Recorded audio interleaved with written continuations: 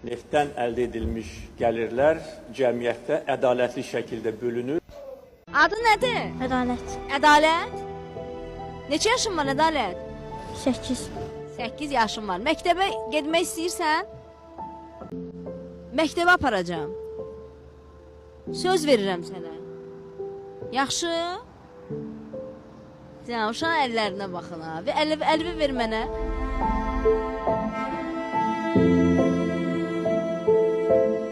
İndi bu uşaq evdə oturmalıydı. İndi bu uşaq dərs oxumalıydı.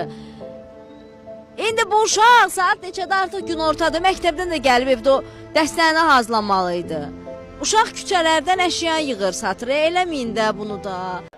Çıxıb bu millətin qarşısına demək olar ki, neft sərvətləri ədalətlə bölünür.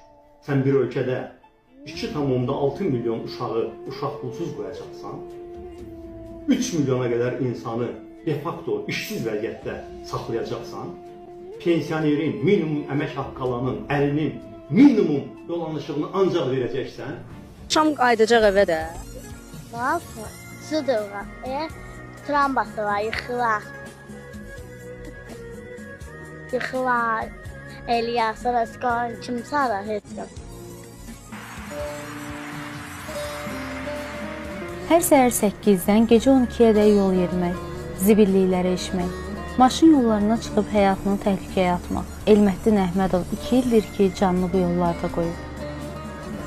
Mən zibil yığıram, kapron yığıram, helpto kalan yığıram, pasayan 2 ildir bununla məşğulam.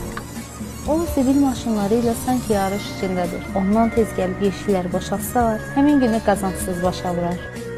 Nə buyursan?